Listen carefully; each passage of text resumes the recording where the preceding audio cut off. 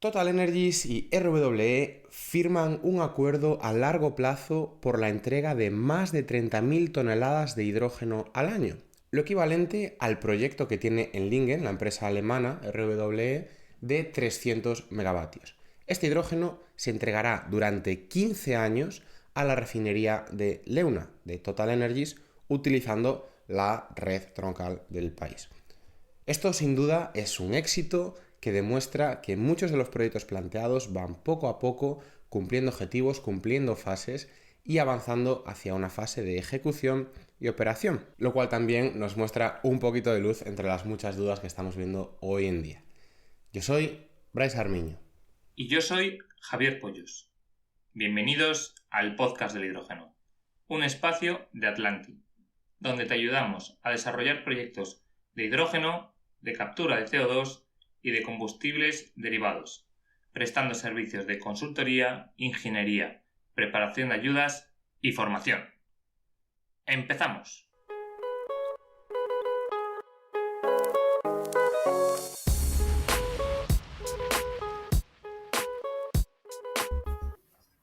Tenemos hoy con nosotros a Daniel Fraile, Chief Policy and Market Officer en Hydrogen Europe.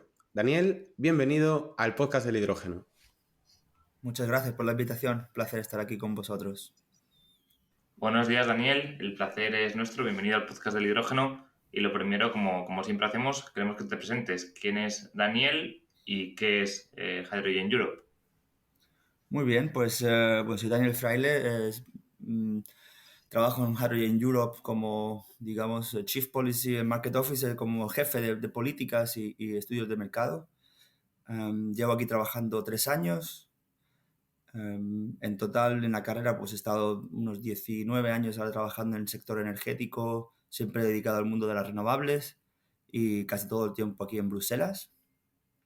Me vine aquí con una pequeña beca para trabajar en la oficina de Iberdrola hace muchísimos años y bueno, me enamoré del lugar, me enamoré de alguna persona también aquí y desde entonces pues estoy trabajando en el sector. Estuve unos años en el sector fotovoltaico, en la Asociación Europea. Trabajé también en las ONGs y empecé luego en el tema del hidrógeno ya en 2014 en una consultoría, aquí también en Bruselas, trabajando en el proyecto de certificación de hidrógeno verde. Y luego estuve 7 años trabajando en la asociación de eólica, Wind Europe, también trabajando en estudios de mercado y análisis de sistemas energéticos. Y bueno, pues aquí los 3 últimos años trabajando en el sector del hidrógeno y empujándolo, ¿no? Hydrogen Europe somos la voz del sector de hidrógeno, somos la asociación, ¿no?, industrial. Representamos más de 600 entidades, casi todo industria, pero no solo, también trabajamos con asociaciones nacionales en Europa y con regiones. Trabajamos también con gobiernos locales, creo que tenemos ahora más de 45, incluyendo muchas regiones de España que son activos miembros.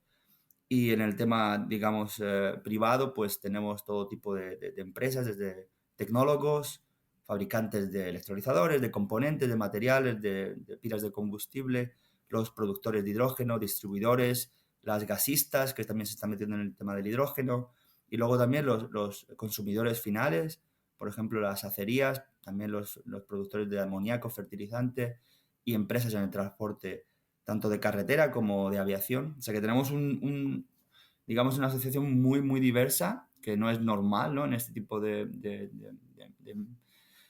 tipos de asociaciones aquí en Bruselas. Y bueno, lo hace muy, muy interesante, también muy complicado, ¿no?, para alinearnos en posiciones específicas. Eso seguro. Una pregunta, Daniel. ¿Cuándo se fundó Hydrogen Europe? Pues Hydrogen Europe como tal, yo creo que se fundó allá en 2017. Como 2017 se le dio el nombre y se creó una empresa con nuestro CEO, con Giorgos Chatzimarkakis, que fue el primero en manejar la organización. Pero esto ya venía de antes. Había una cosa que se llamaba el New Industry Group. Era un grupo de unas empresas, de unas 40 o 50 empresas, que formaban parte del PPP, so the Public Private Partnership. ¿Y esto qué es? Esto es a lo mejor conocéis, ¿no?, el Fuel Cells and Hydrogen Joint Undertaking. Esto es una cosa que crea la Comisión Europea en diferentes sectores, por ejemplo el del hidrógeno, pero también en el de aviación, el de semiconductores, creo, y en otros estratégicos que en los que dicen, mira, son sectores muy, muy especializados y nosotros, como queremos ayudar a la investigación, lo que vamos a hacer es crear estas entidades, una agencia semipúblico-privada, en el que les daremos los fondos y ellos van a manejarlos ellos mismos, de dónde van esos fondos de investigación. Entonces hay una cosa que se llama, que hoy en día se llama Clean Hydrogen Partnership, y es como una entidad, ¿no? Como un brazo extendido de la Comisión Europea que se dedica plenamente al hidrógeno y anteriormente a las pilas de combustible. Esa entidad necesita basarse en las recomendaciones tanto de la industria como del sector de la academia.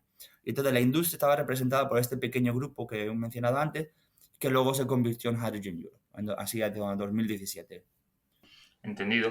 Y Hydrogen Europe, ahora lo veremos más en detalle, ¿es hidrógeno en general o es hidrógeno solo enfocado a la parte renovable? Nosotros estamos totalmente dedicados al hidrógeno en bajas emisiones, ¿no? La misión y la visión de la asociación es decarbonizar la economía a través del uso del hidrógeno y por tanto nos especializamos en hidrógeno limpio, eso no es el hidrógeno clásico.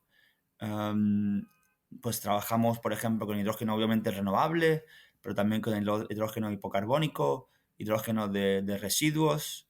O sea que nosotros promocionamos o promovemos todos los tipos de hidrógenos, pero también trabajamos muy de cerca con toda la regulación, que la hablaremos en un momento, ¿no? Entonces, pues, digamos, en los últimos años hemos estado trabajando muchísimo en el tema del hidrógeno renovable, porque es lo que se está fomentando y es para lo que hay objetivos europeos.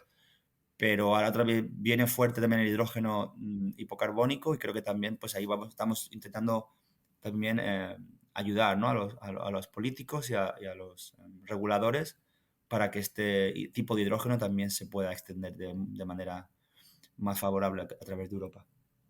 Está claro. Pues sí, ahora hablaremos en especial de ese hidrógeno renovable y ese hidrógeno hipocarbónico. Y nos comentabas que estáis en Bruselas, que no es casualidad, ¿no? Que estáis en la capital de la Unión Europea. En el día a día, ¿cómo participáis en las políticas que tienen que ver con el hidrógeno desde ahí?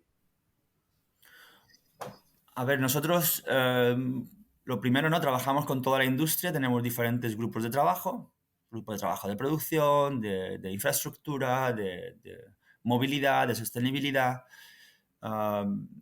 diferentes, ¿no? Para poder posicionar. Luego trabajamos muy de cerca con los policy makers, ¿no? De la Comisión Europea. Pues estamos en el día a día hablando con ellos, les invitamos a nuestro grupo de trabajo, vamos a verlos, tenemos reuniones con ellos, entender los temas, las cuestiones que ellos tienen, intentar ayudarles a comprender esas cuestiones o darles nuestro punto de vista. Eso es la parte, digamos, más técnica que hacemos con la Comisión Europea, con los funcionarios de la Comisión Europea. Y luego, obviamente, pues estamos también trabajando mucho con los commissioners y con sus equipos de trabajo, los gabinetes, ¿no? Y ahí, pues, es para definir más la agenda, ¿no? Política, hacia dónde vamos, qué impulso se le da a las diferentes tecnologías, los colores de las tecnologías, pues, y nos reunimos de manera habitual con los comisarios o con sus equipos. La semana que viene tenemos una reunión con el comisario de Energía. Yo ayer justo estuve con su asesor en temas de hidrógeno. A principio de este año estuvimos en una reunión con Teresa Rivera, ¿no? Y también con Dan Jorgensen. Así que, bueno, de una manera habitual estamos hablando con ellos, o bien en reuniones bilaterales en reuniones en las que se les invita a diferentes sectores industriales o diferentes empresas de un mismo sector. Y luego, también para decir, pues está el Parlamento Europeo, con los diferentes grupos políticos, y ahí pues también estamos habitualmente hablando con ellos en diferentes mesas de trabajo, diferentes eventos, seguimos sus reuniones de los diferentes comités. Cuando tienen semana en Strasbourg, que es una vez al mes, pues un chico aquí del equipo también va y pues habla con ellos y sobre todo resolver muchas inquietudes que ellos tienen, muchas preguntas y ayudarles un poco, ¿no? a entender bueno, pues lo que nos concierne, ¿no? En cada momento y y darle un poquito de soluciones, de cómo se podría solucionar. Y finalmente está el Consejo Europeo, la representación de los diferentes Estados miembros, de los 27, que tienen aquí una representación permanente, pues por ejemplo la española, la belga, la francesa, y con ellos pues también trabajamos muy de cerca y pues eso, reuniones más técnicas y reuniones en las que ellos nos informan de lo que están pensando en sus diferentes gobiernos y siempre nos piden pues eso, información, ayudas, propuestas de políticas y entender qué son las cosas que no solo que nos preocupan o cosas que nos gustaría ver incentivadas en temas de regulación. Ok, entonces ya nos has contado, Daniel, un poco la metodología que seguís y cómo actuáis allí en Bruselas. ¿Podrías repasar también brevemente qué trabajos habéis realizado en concreto en los últimos años? Un poco así, para hacernos Sí, una idea. claro, bueno, pues por ejemplo, en 2020, que yo creo que un momento muy importante, ¿no? Porque se publicó la Estrategia Europea del Hidrógeno. Esa estrategia que vino de la Comisión Europea se basó mayoritariamente en una publicación que hizo Hydrogen Europe que se llama el 40 por 2, ¿no? 40 gigavatios de producción doméstica en Europa y 40 gigavatios para que se produciesen fuera de Europa para importaciones, ¿no? Y eso, bueno, pues es un documento que se publicó aquí con los miembros. Eso acabó en la estrategia europea del hidrógeno de decir que queremos 10 millones de toneladas de hidrógeno para 2030, ¿no? Con 40 gigavatios en Europa. Entonces es una forma clara en la que nuestra visión de alguna manera se vio reflejada en una estrategia europea a largo plazo. Luego vino pues todo el paquete del Fit for 55, ¿no? Del Pacto Verde en 2021, en el que bueno, hubo un montón de propuestas de legislación que incluían el hidrógeno, sobre todo el famoso RFNBO, ¿no? Los Renewable Fuels of Non-Biological Origin, que ya se habían definido antes.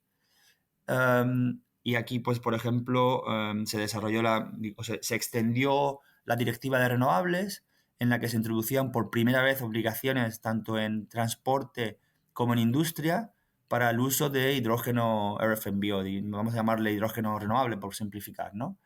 En la que se introdujeron, estos fueron propuestas en aquel momento, en el que se propusieron objetivos vinculantes a los Estados miembros para poner infraestructura de recarga, tanto eléctrica como de hidrógeno, para 2030, en la que se introdujeron regulaciones en aviación y en marítimo con los mismos objetivos. Entonces, bueno, las propuestas que se pusieron, desde entonces hemos estado trabajando muy de cerca con todos los actores que mencionaba antes, en conseguir que esas propuestas llegaran a buen cabo y tuvieran una aceptación por parte de los políticos a nivel nacional, pero también por parte de todos los sectores industriales.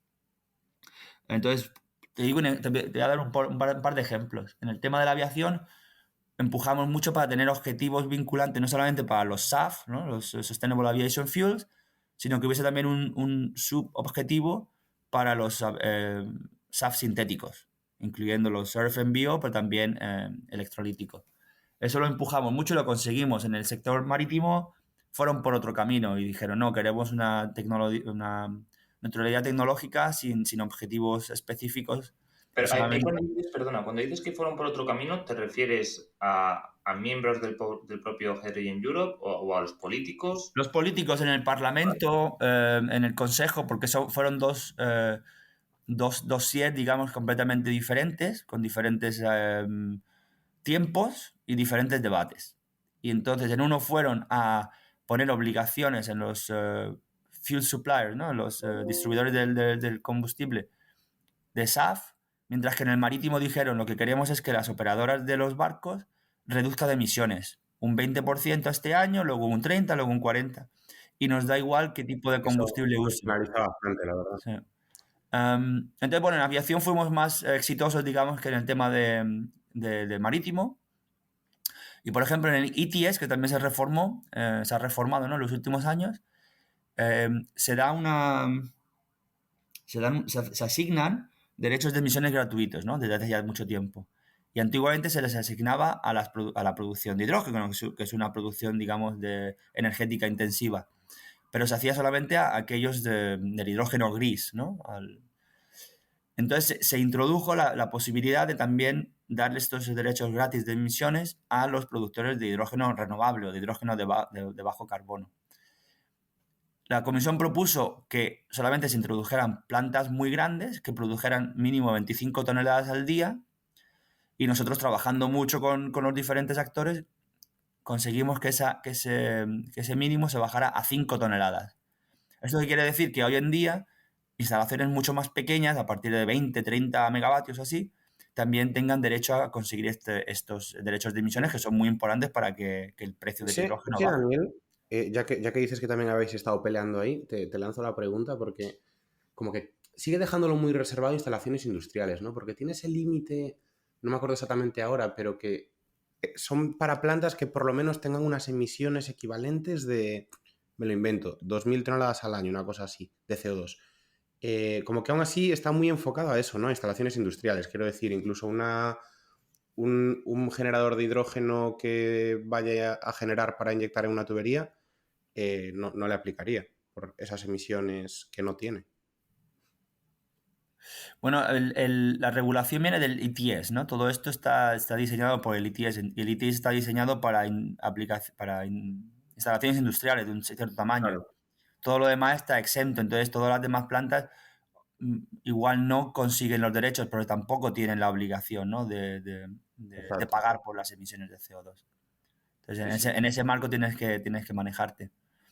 Pero en el caso, yo entiendo que en el caso de plantas de producción de hidrógeno, van a tener, si cumplen con la producción mínima de 5 toneladas al día, estarían dentro del scope de la regulación.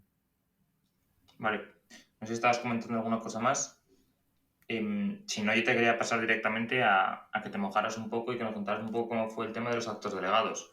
Los actos delegados se aprobaron, sabes que hubo bastante, bueno, pues alteración, ¿no?, del sector, sobre todo con esa correlación temporal, y sigue hasta cierto punto habiendo, ¿no? ¿Crees que se van a mantener igual?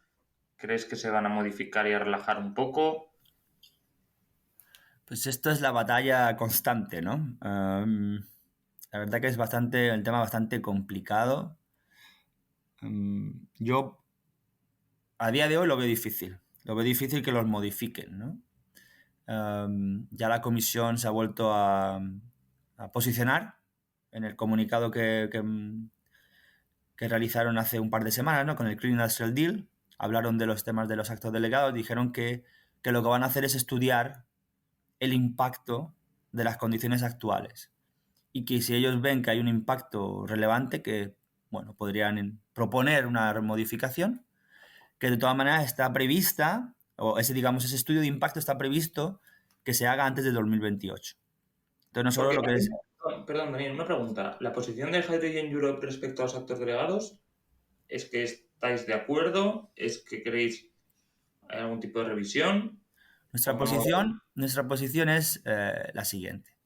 Nosotros les hemos pedido a la Comisión Europea ya en octubre del año pasado, sobre todo esto vino a través de una carta que mandó en aquel entonces el ministro de Clima y Energía en Alemania, Habeck, que le mandó a la Comisión Europea, que dijeron: las condiciones del acto delegado son muy complicadas y que nos gustaría relajarlas. Entonces, a través de esa carta todo se volvió, ¿no?, otra vez a abrir el debate.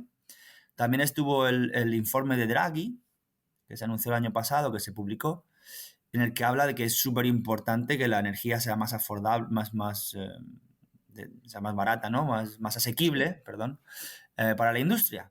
Y no solamente la electricidad, sino todo tipo de energía. Entonces, a partir de ahí dijimos, bueno, es que está claro que si queremos realmente que esto salga adelante, tiene que ser más barato el hidrógeno renovable.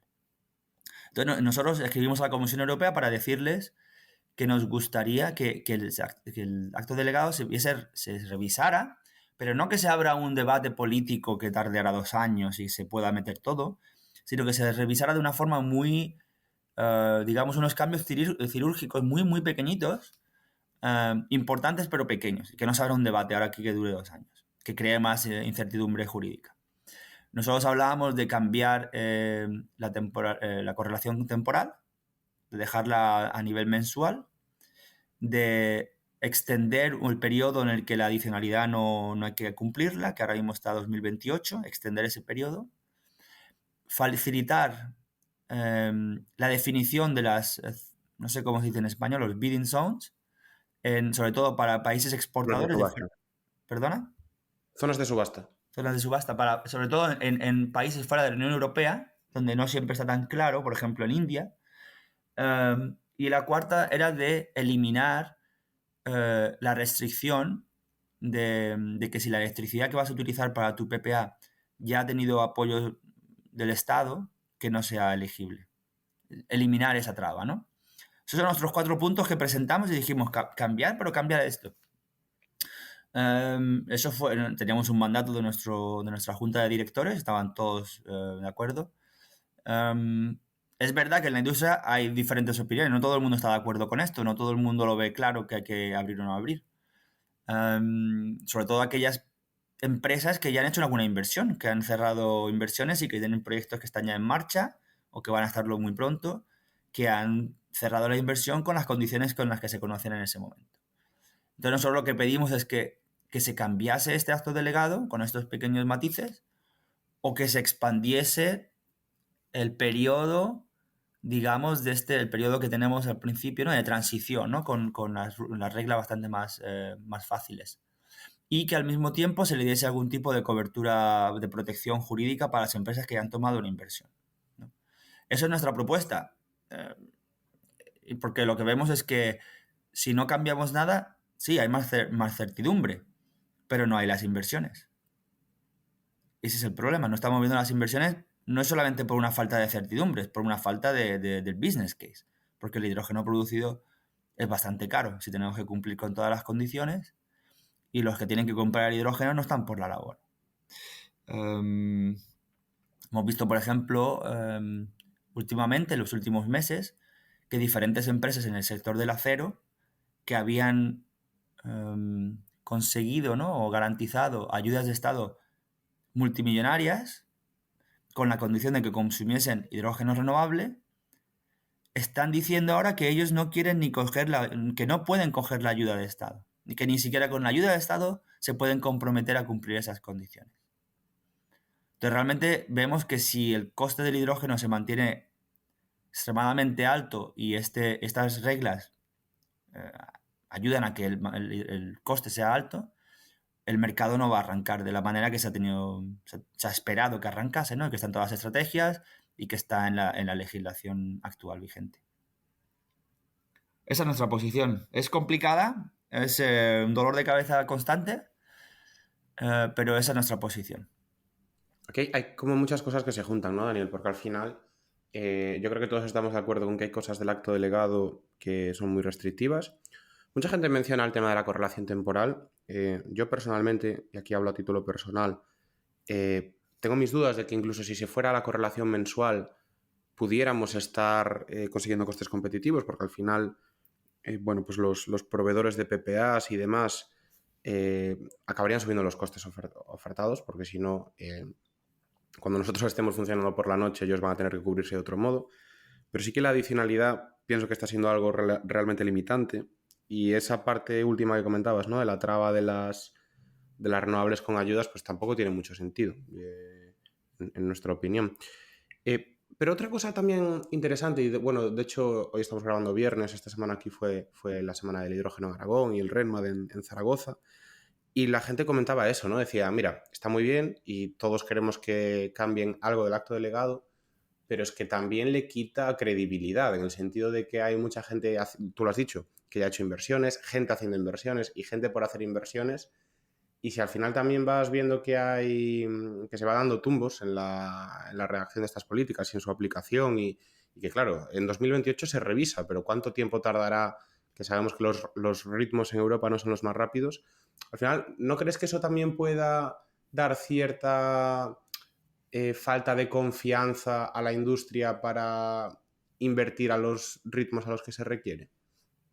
Bueno, efectivamente crea un nivel de incertidumbre, ¿no? En los cambios. Una corrección, a 2028 no es que se vaya a cambiar el acto delegado, es que la Comisión tiene la obligación de entregar o publicar un informe del impacto del acto delegado actual. O sea, que se cambie o no se cambie. Exacto. Está por ver. O sea, que la incertidumbre está ahí, está intrínseca en la legislación. hablemos nosotros de abrirlo o de no abrirlo, ahí está siempre ese informe a 2028 que puede cambiar las reglas del juego. Entonces ahí está ahí. Ujú. Lo que nosotros estamos pidiendo son cambios que ayuden. Entonces, desde ese punto de vista, Que vaya mejor. que vaya mejor, ¿no? Entonces, Ya. solamente podría, digamos, de alguna manera beneficiar, ¿no? Los proyectos y que al final se consiga por un precio más económico y que, bueno, pues las condiciones se mejoren. Entonces, yo creo que desde ese punto de vista es importante. Luego, la otra es cómo hemos llegado hasta aquí. Porque nosotros no es que nos estemos quejando ahora, ¿no? Nosotros hemos dicho desde el principio que las condiciones no eran adecuadas y hemos peleado muchísimo. Llegó un momento, allá del 2022, cuando se aprobó esto, que hubo un debate enorme, incluso en el Parlamento Europeo, que primero lo echaron para atrás, ¿no? En una primera medida. Luego al final se aprobó, ¿no? Hubo un debate muy grande, ¿no? Político, todas las empresas. Y en aquel momento se dijo, mira, es que sin las reglas no podemos invertir. Y mejor tener algo, aunque no sea bueno, que no tener nada. Y en aquel momento se dijo, venga, pues aceptamos, ¿no? Aceptamos lo que esté en la mesa, incluso si no nos gusta. Y yo creo que al final, ¿a qué ha llevado eso? Ha llevado a tener una situación en la que las cosas no están funcionando. O sea, se aceptó para tener certidumbre jurídica, pero no se está viendo las inversiones que se previeron. Um, Ujú. Estamos un poco, yo diría un poco en una situación un poco similar, igual no es tan extrema, pero con el otro acto delegado de hidrógeno hipocarbónico, que está a punto de presentarse y la Dicen que industria antes ya de está. finales de mes, ¿no? Eso es lo que han dicho, digamos, los jefes, ¿no?, de la Comisión Europea, lo que presentaron en el Clean Industrial Deal, que para finales de mes lo querían presentar. Lo querían adoptar. Yo estuve hablando el otro día con los funcionarios de la Comisión Europea que decían que ellos prefieren hacer otra ronda de consulta con los Estados miembros, porque han Uf. modificado cosas y les gustaría discutirlas y ver que hay una aceptación global antes de adoptarlo, para luego no tener que luego la gente, países empiecen a quejar y lo puedan rechazar. Pero en este caso, consulta pública ya, Daniel, a nivel No, Estado miembro, ¿verdad? Ya, no, ya no más ya no hay consulta pública, consultas digamos, per públicas. se a la industria. No, ya no hay más consultas públicas, pero sí que tienen un grupo de trabajo con expertos a nivel nacional donde quieren presentar modificaciones y hablarlas con ellos. Pero estamos en una situación, yo creo que un poco en la misma, ¿no? Que ya estamos desesperados las empresas de decir, bueno, preséntame el marco regulatorio para el hidrógeno hipocarbónico porque también me hace falta para mi inversión de hidrógeno renovable o porque tengo un proyecto de Blue Hydrogen o lo que sea, ¿no? Y ya es un poco la desesperación, aunque no sea lo que hemos pedido, pero ponlo en la mesa. Estamos igual, al final, dentro de un año, 2 años, digamos, bueno, es que los proyectos al final no han salido porque las reglas no son lo suficientemente flexibles o adecuadas. Yo lo veo en la misma situación, ¿no? La presión, ¿no?, de tener que poner algo en la mesa aunque no sea bueno. Y Así sobre que, este delegado, Daniel, ¿qué nos podemos esperar? Porque es cierto que el primer borrador que salió a mí me apetecía bastante, me gustaba, pero sí que luego había rumores de que, sobre todo desde Alemania, se estaba empujando mucho pues, por una correlación más horaria y demás, estableciendo mecanismos que hoy en día no existen para pues, cuantificar, ¿no?, en el mercado esa huella de carbono horaria y ese porcentaje de renovables horario y demás. ¿Crees que van a ir por ahí los tiros? bueno, nosotros lo que esperamos es que no otra vez, que no vayamos a un marco muy restrictivo. Lo que se Ujú. está hablando es que, mira, si Alemania quiere la posibilidad de que se pueda hacer la huella de carbono de forma horaria, que se pueda introducir la opción. Pero Francia no quiere eso. Hombre, Entonces, claro. claro, entonces, deja que sea opcional. Que sea opcional, que el país o donde esté se pueda utilizar de un anual o horaria o mensual. Porque al final, si no, estamos también con lo mismo. Es que nos pasó lo mismo con el acto delegado de renovables. Unos países no quieren reabrir el debate porque les va muy bien. Y otros países en los que les va muy mal no son capaces de ver ninguna inversión en hidrógeno, ¿no? aunque ellos también tienen que cumplir con las directivas, con las obligaciones del consumo de hidrógeno renovable.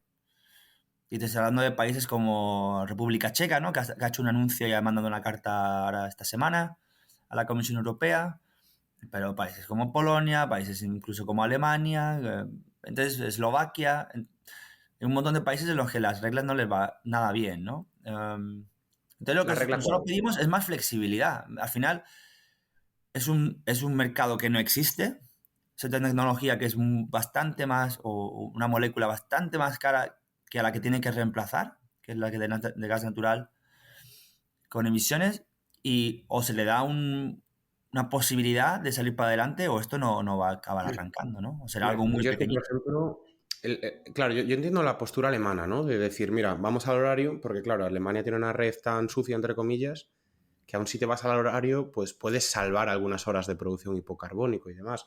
Pues que piensas en países como Francia, piensas en países como España, y es que te habilita una producción barata y competitiva bastante pronto, bastante pronto. Entonces, sería una pena, perder esa posibilidad, la verdad.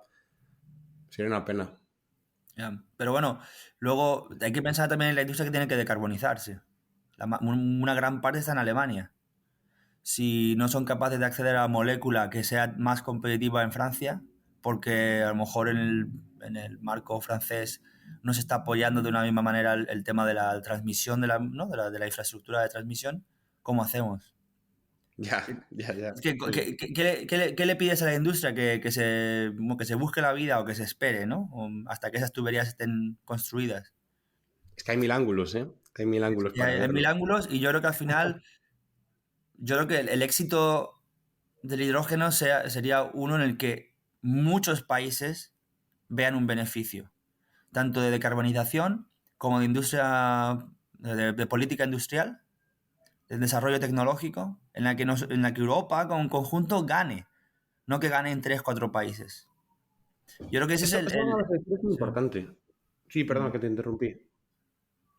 No, no, decía que realmente que si esto va a ser una cuestión de producirlo en tres países y consumirlo en otros tres diferentes, esto no va a acabar pasando. Porque va a ser muy complicado que los políticos acepten subvencionar un hidrógeno que vaya a la industria de otro país y viceversa, que los políticos de un país den subsidios a su industria para que se restablezcan con hidrógeno que solamente venga de otras partes de Europa. Creo que ahí es donde necesitamos encontrar un buen equilibrio, ¿no? Sí, y es lo que perdona que te interrumpí, pero es lo que te iba a comentar, que eso que acabas de decir ahora es súper importante y incluso lo estamos viendo mucho ahora con esta situación política a nivel mundial que está poniendo el sector patas arriba, ¿no? Que es que lo que dábamos por sentado ya no está tan sentado y que además, sobre todo, que Europa lleva muchos años queriendo liderar pues algunas iniciativas, pues podríamos decir muy éticas, pero que han hecho que Europa pierda competitividad, ¿no? Y se debería de evitar, por lo menos ahora en la definición de nuevas políticas, una de las cosas que decía el informe Draghi, pero precisamente eso, se debería evitar el perder competitividad a costa de más regulaciones, de ser los más pulcros del planeta y demás. Y por aquí también iba esta pregunta, porque vosotros habéis pues, estado trabajando desde 2017, nos comentabas, sobre todo los últimos 4 o 5 años, de una forma mucho más intensa. Pero en Europa, incluso ya desde las últimas elecciones y demás, ha cambiado pues bastantes personalidades, incluso ideas. ¿Quién nos iba a decir, no? Hace un año que íbamos a estar haciendo pues estos anuncios a nivel defensa que se están anunciando ahora y demás. Incluso a nivel energético, pues parece que se está cambiando un poco el tono también. Ujú. Eh, Antes decías pues Teresa Rivera, que antes no estaba, ahora sí que está y demás. Bueno, hay un montón de cambios de personas, de intenciones y de puntos de vista. Y sí que te queríamos preguntar, pues más allá de la fuerza que vosotros estáis haciendo, eh, ¿cómo veis este cambio en los últimos 4 años? Porque lo que se podía hablar en la estrategia del hidrógeno, en el repower y demás, seguro que no es lo mismo de lo que se está hablando ahora, por lo menos en los pasillos en los que vosotros estáis tan presentes. ¿Y hacia dónde creéis que van a ir, por ejemplo, estas nuevas políticas? Bueno, se ha publicado esa comunicación que decías hace 2 semanas y demás. ¿Veis que se está yendo hacia una Europa más pragmática y más de apoyo real a la industria? ¿O realmente crees que seguimos en las mismas? Yo creo que hay un movimiento, un cambio claro, ¿no? O sea, se está observando ya en algunos debates, en algunos sectores. Creo que hay una intención política súper fuerte, hay una motivación política muy fuerte. Por ejemplo, en el sector del automóvil, ¿no? Se ha llegado a un acuerdo para, por ejemplo, reducir un poco las multas que se le impondrían a los productores de coches, ¿no? Por el tema de las emisiones, ¿no? Que ahora no es en 2025, pero pueden hacer una media hasta 2027. Pues ya, por ejemplo, se está relajando un poco eso, ¿no? Los impactos, que tienen impactos económicos a muy corto plazo, ¿no? En el tema y ahora, por ejemplo, creo que en el 19 de marzo sale la Comisión con un nuevo plan de acción del acero, del aluminio. A ver, también para dar un apoyo al sector. Yo creo que desde el punto de vista del hidrógeno, nosotros lo hemos visto claramente. Primera reunión del año de la comisaria Teresa Rivera, de la vicepresidenta, junto con el comisario de Energía, fue con nosotros en hidrógeno. O sea, prioridad número 1 que viene de arriba, es decir, tenemos que solventar la situación del sector del hidrógeno. ¿Cómo les ayudamos a salir para adelante? O sea que a nivel de prioridad política está ahí. En el discurso que dio la presidenta van der Leyen el 26 de febrero cuando presentó el Clean Industrial Deal, que está grabado, está accesible, menciona el hidrógeno creo que 3 veces, el sector que más menciona, incluso más que las baterías. O sea que está claro que en el leadership el hidrógeno es una cosa muy importante, ¿no? Ahora, ¿qué pueden cambiar? ¿Qué pueden hacer para cambiar? Ahí es cuando la cosa se empieza a poner un poco más complicada. Es verdad que hay una ambición de no tocar los objetivos que se han decidido a 2030, de la Directiva de Renovables, del Refuel EU Aviation, marítimo, no se quiere tocar, pero sí que es verdad que se empieza a ver un poco propuestas, ¿no? Para ayudar a fomentar el consumo de productos, por ejemplo, el del acero o del cemento o de los fertilizantes que tengan una huella de carbón mucho más baja. Entonces ahí ya hablan de huella de carbón, no hablan de que sea de renovables. Entonces ya empezamos a ver matices, ¿no? Vemos que ya bueno, que sí, que tenemos que cumplir nuestros objetivos de 2040 y de 2030 y no lo vamos a tocar, pero ¿cómo fomentamos ahora el consumo de productos de bajas emisiones? Y yo creo que ahí está un poco la incertidumbre, ¿no? Y lo que nos toca trabajar ahora en los próximos meses es cómo alineamos que se mantengan los objetivos y al mismo tiempo introducir ayudas, políticas de apoyo a productos de bajas emisiones, que sigan de alguna manera dando una demanda, ¿no? a los productos renovables. Es que eso es un reto enorme. O sea, mantener la competitividad mientras que pagas 4 veces más por un producto, eso hay que encajarlo muy bien, muy bien. Es complicado, es complicado. Yo creo que hay una parte de ella consiste en reducir los costes energéticos en Europa. Y aquí tienen el Affordable Energy Action Plan. Perdonad por todas las palabras en inglés, pero no conozco Dale, dale. las traducciones de esto. Nuestro público es muy culto. Ahí la intención es reducir el coste energético. Sobre todo eléctrico, este no está el enfoque principal a día de hoy, pero el coste energético. La Comisión va a poner en la mesa unas guías para los países para que revisen sus peajes de conexión a la red. O sea, por ejemplo, Alemania, por ejemplo, en el pacto de la coalición, ahí ya introducen que quieren reducir para todos los sectores de consumo intenso del eléctrico, reducirles en 5 céntimos por kilovatio hora, ¿no? Incluso para sectores específicos como el hidrógeno u otros, pues incluso ir más allá. Entonces, eso va a ayudar un poco a quitar, ¿no? el peso en el coste energético y, bueno, socializarlo, ¿no? En impuestos más genéricamente. Eso es una parte. Eso, si me disculpas, eso es que es fundamental. O sea, el desarrollo histórico de prácticamente cualquier país se basaba en energía barata y eso no va a cambiar hoy en día. Bueno, hoy en día sí que cambia un poco por el mundo digital y demás, pero gran parte de los sectores que estamos viendo hoy en día que tienen crecimiento, los típicos industriales y luego otros como centros de datos, tema de inteligencia artificial, tema de industria o incluso pues aquí, ¿no? El hidrógeno, es que cualquier cosa que pase por la red, por lo menos en España, yo no sé cómo está en otros países, pues que te sube 15, 20 euros el megavatio hora entre peajes, costes de red eléctrica, impuestos y demás. Es que eso es el mayor obstáculo hoy en día en el mundo del hidrógeno, yo diría. Sí, es uno de los obstáculos muy grandes y es lo que se está intentando, pues eso, revisar y también fomentar, no solamente en algunos, porque por ejemplo en España yo entiendo que hay una excepción para los impuestos, ¿no? Con la conexión a la red. Lo que no hay es para los Eh, peajes. Entonces hay en que... España tienes exención de cargos, que eso puede Ujú, ser temporal, porque al final eso es un riesgo también, que hay que contemplar, que es temporal y te lo pueden poner en cualquier momento. Y luego tienes un 85% de descuento en el impuesto eléctrico. exacto, los cargos. Y luego está, pues eso, el peaje, ¿no? Digamos, es más fundamental. Otros países, pues en Alemania no lo hay, ¿no? Para los electrolizadores hasta el 2030, siempre y cuando tengan un comportamiento amigable, ¿no? Grid friendly, amigable con la red, ¿no? Bueno, eso hay que definirlo un poquito mejor. Pero bueno, entonces lo que nos gustaría ver es que hay muchos más países, ¿no? Atacando ese tema. Eso era uno de los temas, ¿no? Bajar el precio energético. Creo que el segundo es aumentar el interés, ¿no? O el incentivo del consumidor de pagar más por un producto que sea verde o que sea de bajas emisiones.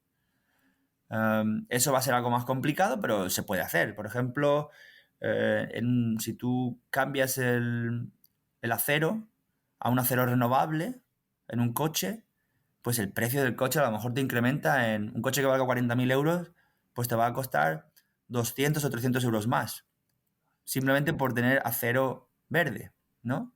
Entonces, a lo mejor un consumidor final pues puede aceptar, ¿no? Ese cambio por la etiqueta que sea verde. Otro tema que se está hablando mucho también es las licitaciones públicas, que si un estado va a construir un puente, por ejemplo, ¿no? Que lleva mucho acero o otro tipo de infraestructura, que ellos pidan también unos porcentajes mínimos de acero verde. Entonces eso, digamos que el consumidor final pague más por un producto que sea más sostenible. Eso yo creo que es algo importante que también puede ayudar al sector a crecer, ¿no? Y el Sí. tercer punto, E incluso eh, producido en Europa. ¿Sabes? Se claro, paga más, pero se queda en Europa el dinero. ese es mi tercer punto, que se ha producido en Europa. Y eso es lo que estamos viendo ahora muchísimo con el tema bueno, pues la seguridad de suministro, la seguridad en defensa, que, bueno, necesitamos producir nuestros propios productos. Que el acero, que si tenemos que construir un tanque, por ejemplo, que tenga acero, pues que el acero sea, que primero que el tanque se haga en Europa, pero que el acero también venga de Europa, ¿no? Y Ya. que la energía para ese acero pues venga lo mayormente que puedas también de Europa, ¿no? El hidrógeno en este caso. Entonces, yo creo que ese es un ciclo que se retroalimenta y que ayuda bastante a que la demanda sea capaz de absorber un precio más alto y al mismo tiempo mantener los precios un poco más sostenibles, ¿no? Sí, es un malabar, que hay que hacer y Ujú. ser equilibristas al mismo tiempo, porque todas estas políticas que yo creo que van a favorecer y que van a ser muy útiles, y volvemos al informe Draghi. Es un informe gracioso porque detecta que los problemas de Europa son la sobreregulación y al mismo tiempo propone más regulación para solventar todo esto, ¿no? Pues con esto estamos un poco igual. Tenemos un problema de una Europa que va lenta, entre comillas, porque todo esto tiene que pasar por muchos órganos y cuando se aprueba, pues luego tiene que permear a estados, regiones y demás. Ujú. Y claro, desde que esto ahora se comenta, se aprueba y luego llega, yo soy de aquí de Galicia, llega a las licitaciones de la Comunidad de Galicia, pues bueno, pues tarda años, ¿no? Y puede morir muchas cosas por el camino. Eso a mí es el mayor riesgo que se me ocurre.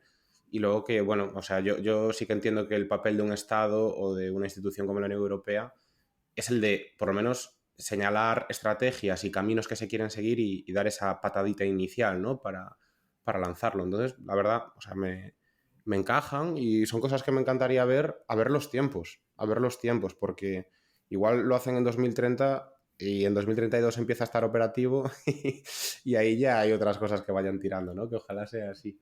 pero a Bueno, ver, no yo creo estoy que sí que ahí lo clavas y realmente eso es Europa. Es una burocracia muy grande.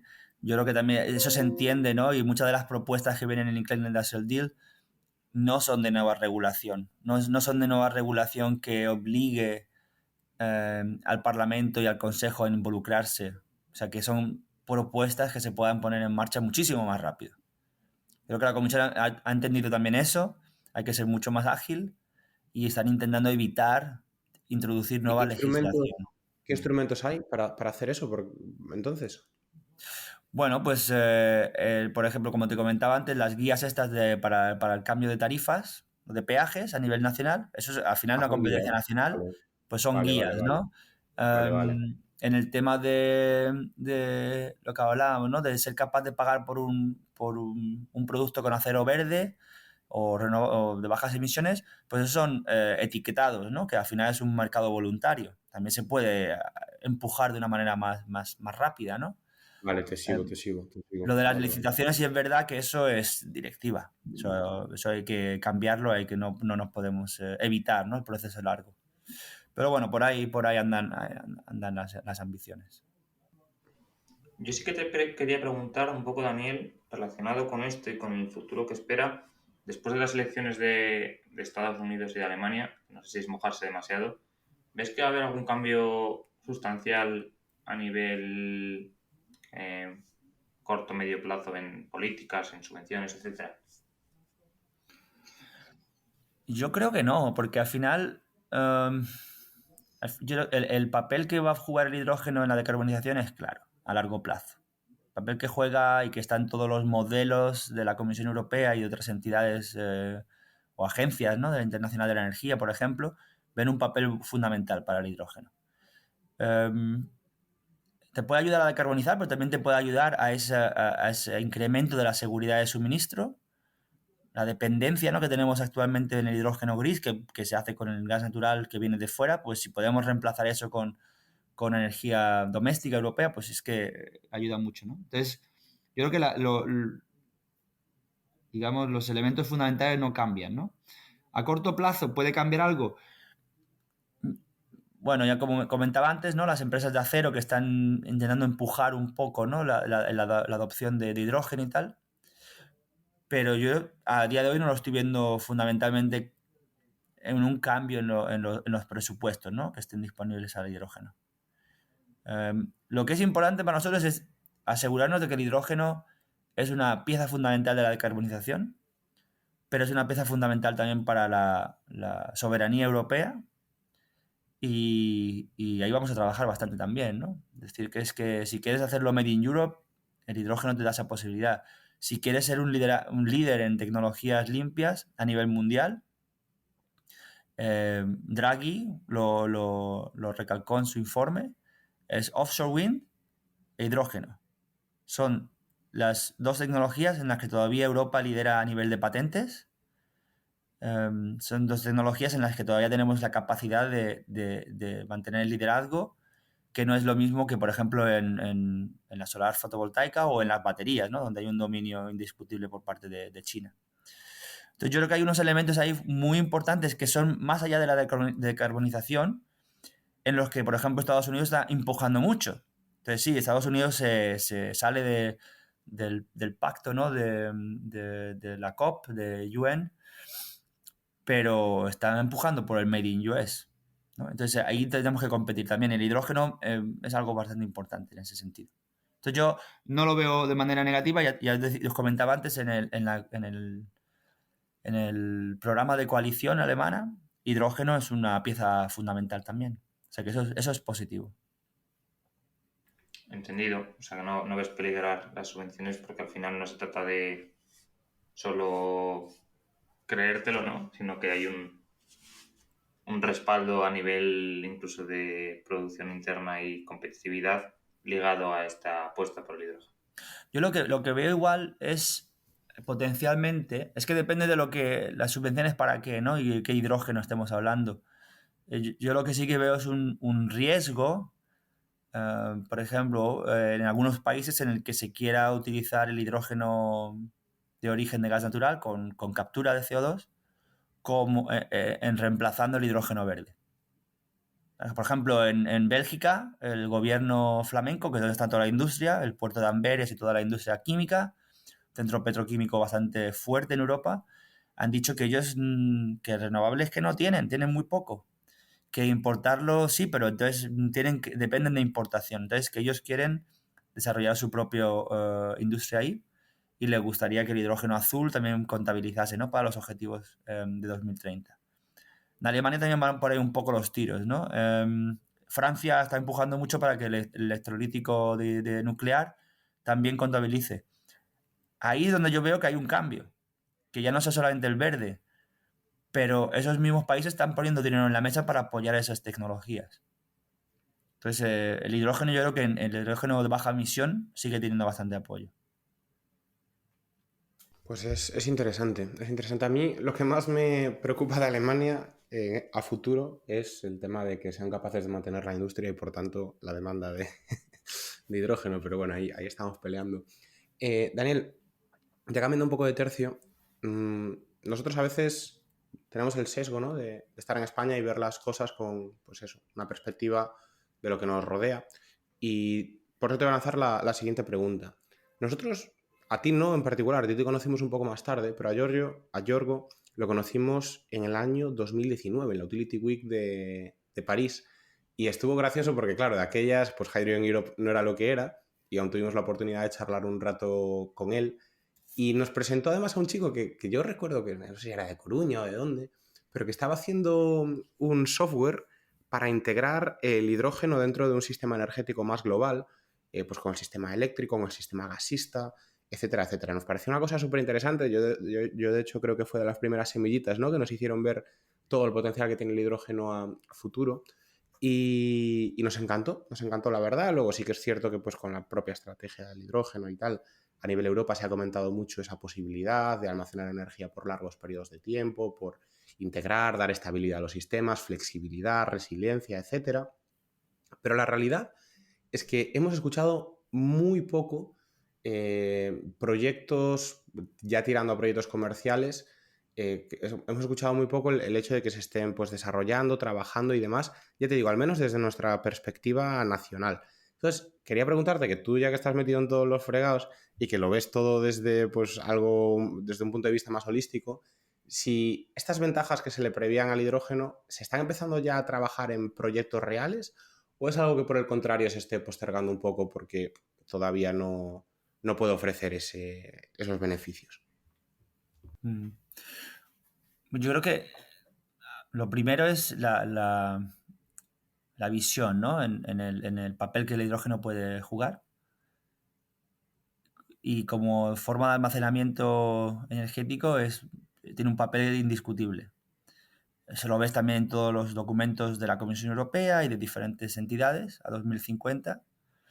Yo ya lo descubrí en mi tiempo cuando trabajaba con los de Wind Europe, que hicimos modelos a 2050 y cómo éramos capaces de traer un sistema eléctrico a 80-90% de renovables, con una variabilidad brutal en la que, digamos, la flexibilidad a corto plazo, ¿no?, a través de demand response y baterías y coches eléctricos te ayudaba un montón, pero que la variabilidad a medio y largo plazo no había manera de cubrirla si no fuese con hidrógeno, ¿no? Entonces ya desde hace muchos años yo creo que en los modelos, digamos, ¿no?, en los cálculos estaba claro que el hidrógeno tiene un papel muy grande que jugar. Lo que pasa es que también es verdad que para que el hidrógeno dé una capacidad de flexibilidad al sistema necesitas unas condiciones. La primera es que tú puedas elegir dónde poner el electrolizador. Si yo lo que quiero es ayudar a la red eléctrica a descongestionar, pues tendré que buscar dónde está la congestión eléctrica y decidir, vale, pues por ejemplo, norte de Alemania, ¿no? Ahí hay una congestión muy grande, o en el norte del Reino Unido, pues ahí tengo que posicionar mis electrolizadores, ¿no? Pero luego la demanda de hidrógeno no está ahí. La demanda del hidrógeno en el caso alemán está en el sur de Alemania. Y en el caso de Inglaterra, pues 3/4 de lo mismo. Entonces tengo que mover la molécula hacia el sur. Entonces tengo que tener una infraestructura para mover esa molécula, que a día de hoy no está. Entonces, aunque nos gustaría muchísimo los electrolizadores, darle muchísimo ayuda a la red eléctrica, por ahora es una ayuda muy limitada, ¿no? Y la segunda es que obviamente a largo plazo parte de ese hidrógeno que se pueda almacenar ayuda al sistema eléctrico. A día de hoy no hace falta porque esa electricidad sería muy cara y, bueno, pues tenemos otros medios, ¿no? Tenemos la hidráulica o el gas natural para compensar, ¿no? Pero a largo plazo, en un sistema en el que tengamos 80% de renovables, más o menos, pues te va a hacer falta esa electricidad que venga del hidrógeno. O sea que tenemos que tener un almacenamiento importante, ¿no? Ya sea en cavernas saladas, ¿no? ¿Cómo se llaman? Salt caverns o otros depósitos que tampoco tenemos a día de hoy. Entonces, hay algunos proyectos que se están desarrollando en ese sentido, en el almacenamiento. Hay alguno en Francia, alguno en Alemania. Creo que en España también hay un proyecto en el norte. Pero bueno, los tiempos de desarrollo son van bastante más lentos, ¿no? De lo que nos gustaría. Y creo que lo de la red de hidrógeno, pues yo creo que a partir de 2030, donde haya un poquito más de certidumbre de las partes que sí que estén construidas y tal, pues va a empezar a darle mucho más juego, ¿no? A los proyectos de producción que sean capaces a lo mejor de encontrar una parte, ¿no? Digamos, en el sistema donde ellos puedan decidir dónde emplazar los electrolizadores. Hoy en día los electrolizadores se están emplazando donde está el consumo de hidrógeno, pues en las refinerías, ¿no? Por ejemplo, no sé, o hay una distancia bastante corta que se pueda solventar con un gasoducto, ¿no? De 100, 200 kilómetros o algo así. Pero esos son los proyectos que tenemos a día de hoy. En Alemania, que ha invertido muchísimo por la red troncal, en la que ya se aprobó, ¿no? El gobierno aprobó de forma regulatoria la inversión en diferentes partes. Pues hemos visto, por ejemplo, ayer se anunció un proyecto entre RWE y Total Energies para suministrar 30.000 toneladas al año en dos puntos que están completamente diferentes del país, ¿no? Ayudándose de la red troncal. Entonces yo creo que vamos a empezar a ver más de eso y eventualmente vamos a ver más que los proyectos de fabricación de hidrógeno, de producción, van a tener un comportamiento mucho más adecuado para ayudar al sistema eléctrico. Pero todavía estamos en las primeras etapas. Espero que haya respondido a tu pregunta, me ha tomado un tiempo, pero... No, no, perfectamente. Es que, a ver, el potencial está ahí y sabemos que quizás en un momento dado sea de los principales motivos para usar hidrógeno y de los principales consumidores de hidrógeno. Pero vamos, que es que por eso te preguntaba, porque digo, es uno de los grandes impulsores, sumado a lo que comentabas antes en la respuesta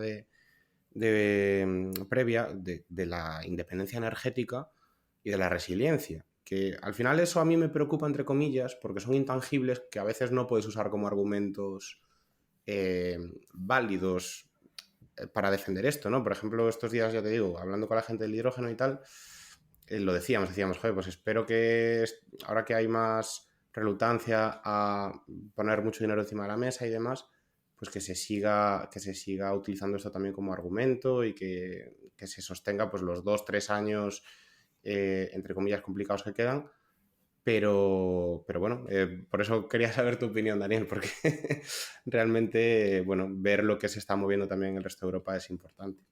Una reflexión rápida. Yo creo que hasta ahora, bueno, los planes de decarbonización a 2030, lo que siempre, o sea, el objetivo número uno es bajar las emisiones del sistema eléctrico, ¿no? Creo que es lo más, digamos, lo más sencillo, ¿no? Lo más económico, ¿no? Meter eólica y solar. Pero después del 2030, ya el 2040, y es algo también que la Comisión va a presentar ahora en unos meses, ¿no? Una propuesta digamos, legislativa para el 2040 de emisiones, que quieren reducir el 90% de las emisiones, sistema económico. Ahí ya se va a tener que empezar a meter mucha más caña en el sistema de gas, ¿no? Cómo decarbonizar el sistema de gas. Porque, y ahí es donde vamos a entrar en debates muchísimo más complejos, ¿no? Porque es verdad que el hidrógeno para producir electricidad es algo que muchos piensan, bueno, es estúpido, ¿no? Porque la eficiencia completa, pues tienes un 30-40%, eso no tiene sentido apoyar, ¿no? Ese tipo de business model. Pero claro, dependemos del gas. Cuando la eólica y la solar no están en el sistema o la hidráulica, pues está el gas. Entonces, si no si realmente queremos deshacernos de ese gas, el hidrógeno es la única manera, ¿no? Pero creo que a día de hoy todavía eso no se ha aceptado, ¿no? Que tenemos que deshacernos del gas. Entonces, es mucho más barato meter gas en un ciclo combinado, ¿no? Una turbina, cuando nos faltan las renovables. Muchísimo más económico. Yo creo que hasta el momento que no decidamos que no, se acabó el gas para la producción eléctrica o se tiene que minimizar, ahí le va a ser complicado al hidrógeno que realmente tenga ese papel fundamental de resiliencia y de apoyo a las renovables. Ya. Bueno, al gas yo creo que aún le queda mucho y casi que agradezco que le quede mucho, ¿eh? Porque si no le íbamos a pasar mal. Pero sí. Exacto, pues ese es el tema, ¿no? Un poco también, que seamos honestos con nosotros mismos, es decir, cuándo queremos un sistema eléctrico que realmente tenga 80% de renovables y 20% nuclear o algo así, ¿no? Que no haya gas. Veremos a ver qué pasa. Daniel, también un poco para ir terminando con algunas de las preguntas que teníamos pendientes por hacerte. Tema de actualidad, tema del Banco Europeo del Hidrógeno, la subasta que se cerró hace poquito y que todavía no han salido resultados. No sé cómo lo has visto y si te aventuras a dar un precio de corte. La primera subasta cerró en 0,47, si no me equivoco, o por ahí cerca. ¿Cómo crees que va a cerrar esta vez? Bueno, lo primero es ver que ha habido menos propuestas y que el precio medio no ha subido, ¿no? Creo que ha bajado el precio medio de todas las propuestas que han entrado. Eso todavía nos puede dar a entender que, bueno, lo primero que se ha visto de la primera subasta que los precios eran muy bajos, entonces muchísimos proyectos han decidido pues ni siquiera participar, ¿no? Porque no pueden competir con eso. Yo creo que también es una reflexión, ¿no? Eso nos muestra también un poco más de la madurez, ¿no? Del sector, que poco a poco, con más indicadores de precios, ¿no? Más referencias, pues se va entendiendo un poquito mejor para dónde van los tiros. Yo no me puedo aventurar a dar un precio de corte, pero creo que va a ser bastante bajo también, ¿no? Y que yo me esperaba algo más alto y nos ha sorprendido, ¿no? Ver precios otra vez tan bajos. Pero bueno, a mí me motiva ver que todavía hay como proyectos por 6 gigavatios, ¿no? Que están intentando participar y van a estar compitiendo. Y luego que el presupuesto de la subasta se ha incrementado, ¿no? Porque la comisión puso 1,2 millones de euros, pero luego eso se ha complementado con países, ¿no? España incluida, Austria y Lituania, creo, y que tenemos un presupuesto de 2.000 millones. O sea que los países también están intentando apoyar, ¿no? Diferentes proyectos. O sea que eso es algo positivo. Pero bueno, también veremos cómo evoluciona, porque la nueva subasta pues tiene condiciones también específicas para los electrolizadores. Tienen requerimientos específicos para que no vengan de China. Entonces, bueno, a ver cómo eso también influye un poco todo, ¿no? Y luego también la buena noticia es que la Comisión se ha comprometido a lanzar una tercera subasta este año, a finales de año. Yo he tenido muchas conversaciones últimamente y he escuchado de todo, ¿eh? Siempre, lógicamente, bueno, por debajo de 80 céntimos el kilo, pero he escuchado de todo. Vale, y yo mi última pregunta, Daniel. Bueno, una cosa también hablando de las ayudas, ¿no? Y que sabemos que son necesarias hoy en día, es que uno de los mecanismos importantes, como el Banco Europeo del Hidrógeno, que bebe de los fondos Innovation Fund, estos a su vez se alimentan de, bueno, los pagos por ETS, ¿no? Por emisiones de dióxido de carbono, que ahora mismo pues, van a ser todavía mayores por varias cosas. Una, porque está subiendo el pago del ETS, es decir, el precio del CO2 está subiendo en Europa. Dos, porque el ETS está ampliándose a más sectores y entrando, aunque en algunos sectores ya estuviera cubiertos, ahora mismo pues están dando menos asignaciones gratuitas. Y tres, por la entrada del CBAM también, ¿no? Entonces nos da la sensación de que va a haber cada vez más ayudas. ¿Esto lo compartís así también desde Hydrogen Europe y ves que haya mecanismos de ayuda que, bueno, que vayan a ser realmente útiles para nuestro sector? Bueno, particularmente en el Innovation Fund, que efectivamente viene, ¿no? con el dinero, ¿no? de los derechos de emisiones. Yo creo bueno, yo creo que una aceptación bastante grande, ¿no? Por la parte de la industria de que este mecanismo funciona bastante mejor que otros mecanismos de ayudas a nivel europeo. Aunque te lleva su tiempo y es muy competitivo y hay mucha competencia, ¿no? Es difícil entrar, pero a la industria le gusta este mecanismo. Entonces, yo puedo prever que a lo mejor en el futuro los Estados miembros se comprometan a que más dinero de los que ellos sacan, ¿no?, por la venta de estas emisiones se destine al Innovation Fund. O sea, puede ser que el presupuesto, aparte de que suba con la asignación que hay actualmente, ¿no?, debido al precio que pueda incrementar, pero que se dé más presupuesto en forma genérica, ¿no?, al mecanismo. Entonces sí que lo puedo ver. Ahora, ese mecanismo es verdad que no solamente para el hidrógeno, ¿no?, es para la decarbonización y, bueno, muchos sectores han pedido el banco de las baterías, el banco solar, el banco de tal y el banco de cual. Y ahora lo que sí que es la Comisión Europea presentó con el Green Industrial Deal que iban a hacer un banco de decarbonización industrial, creo que era, ¿no?, con 1 billón este año, y que luego iban a intentar, pues eso, mover fondos o flujos de presupuestos para incrementar ese banco. Entonces yo creo que hay una apuesta, la Comisión claramente, ¿no?, pero hay una apuesta clara por el Innovation Fund, y creo que a muchos países y muchas empresas también le gusta. Entonces sí que podría haber un incremento de fondos. Que luego todo eso vaya a ser al hidrógeno, eso no lo tengo tan claro, ¿no? Creo que nos estamos moviendo a unos sistemas de ayuda en el futuro que sean un poquito más technology neutral. Y, por ejemplo, los Carbon Contracts for Difference que hay en Alemania o que hay en Holanda, que tienen muy buena aceptación, ¿no?, por parte de la industria, y creo que es una buena manera también de optimizar, ¿no?, las ayudas a diferentes sectores. Yo creo que igual van por ahí un poco más los tiros y a lo mejor en el futuro hay menos fondos dedicados al hidrógeno, pero que aún así acaban destinando a ayudar proyectos de hidrógeno. Pero bueno, nos aventuramos en algo que todavía está por decidir. Ahí van a empezar las discusiones del